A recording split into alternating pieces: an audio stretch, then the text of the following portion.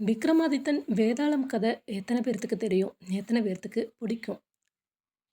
அதை பேஸ் பண்ணி ஒரு குட்டி கதை இன்னைக்கு உங்ககிட்ட சொல்ல வந்திருக்கிறேன். கதைக்குள்ளே போகலாமா? பூதத்தின் சாபம் நீக்கிய ஜோதிடன். இதுதான் கதையோட பேர். விக்ரமாதித்தனிடம் வேதாளம் கதை சொல்ல ஆரம்பித்தது. ஒரு ஊரில் திவாகரன் என்ற செல்வந்தனுக்கு கலா என்ற ஒரு மகள் இருந்தால் அவளுக்கு மாப்பிள்ளை தேட தொடங்கினார். அவள் தந்தை திவாகரன் ஏதோ ஒரு காரணத்தினால் சரியான வரன் அமையாமல் தள்ளிக்கொண்டே போனது.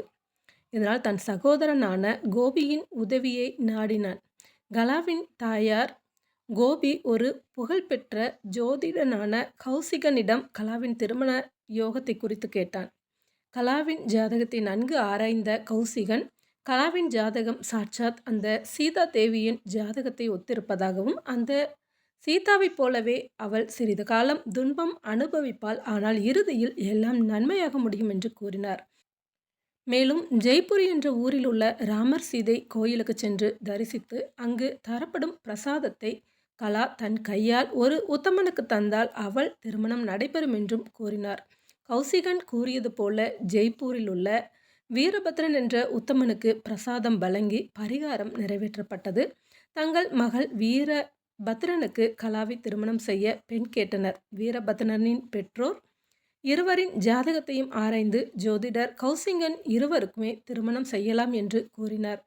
மறுநாள் அதிகாலை அருகிலிருந்த குளத்தில் நீராடச் சென்றார் கௌசிகன். அப்போது அங்கிருந்த மரத்திலிருந்து ஒரு பூதம் கௌசிகனை வழிமறித்து உன்னை கொன்று விடுவேன் என மிரட்டியது. இதை கண்டு சிறிதும் அஞ்சாத கௌசிகன், நீ ஏதோ ஒரு சாபத்தின் காரணமாகவே இவ்வாறு பூதமாக அலைகிறாய். அந்த சாபம் தீர்வதற்கான வழியை நான் உனக்கு கூறுகிறேன் என்று அப்பூதத்திடம் கூறினார். நீ ஒரு பழத்தை கையில் வைத்து ஒரு மந்திரத்தை கூறினால் அந்த பழம் சக்தி பெறும். அப்படி சக்தி பெற்ற பழத்தை ஒரு குழந்தை பாக்கியமற்ற ஒரு புண்ணியவதியான பெண்ணிற்கு தந்தால் உனக்கு சாப விமோசனம் கிடைக்கும். அதற்கு சிறிது காலம் நீ பொறுத்திருக்க வேண்டும் என கூறினார். கலா வீரபத்ரன் திருமணம் முடிந்து 3 ஆண்டுகள் இல்லற வாழ்க்கைக்கு பின்பும் கலாவிற்கு குழந்தை பேறு கிட்டவில்லை. இதனால் வீரபத்ரனின் பெற்றோர்கள் அவர்களின் ஒரு உறவுக்கார பெண்ணை வீரபத்ரனுக்கு 2ஆம் திருமணம் செய்ய முயற்சித்தனர்.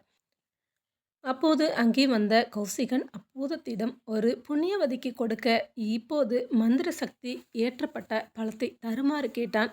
அதன்படியே அப்பழத்தை கொடுத்த பூதம் சாப விமோசனம் கிடைத்து மறைந்தது. அந்த பழத்தை சாப்பிட்ட கலா 2 மாதங்களில் கருத்தரித்து 10 மாதம் கழித்து ஒரு அழகிய ஆண் குழந்தையை பெற்றெடுத்தார். விக்ரமாதித்தர் கௌசிகன் நினைத்திருந்தால் எப்போதோ அந்த பூதத்திடம் அந்த பழத்தை பெற்று கலாவின் குறையை தீர்த்திருக்கலாம். அவளையும் பூதத்தையும் அவ்வளவு காலம் தவிர்க்க விட்டது ஏன் என்று கேட்டது வேதாளம்.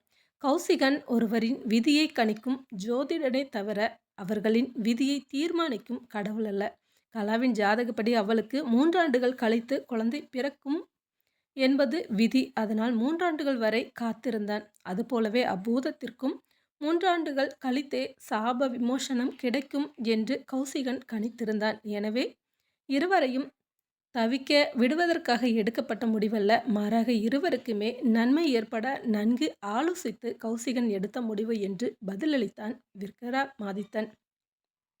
அப்புறம் என்னங்க, விக்ரமாதித்தன் சொன்ன பதிலை கேட்டு பூதம் மறுபடியும் வழக்கம் போல அந்த முருங்கை மரத்தில் தலைகீழ போய் தொங்கிடுச்சு. நம்ம இது போல் இன்னமும் வேறு ஏதாவது ஒரு கதையில் மறுபடியும் உங்களை சந்திக்கிறேன். நன்றி.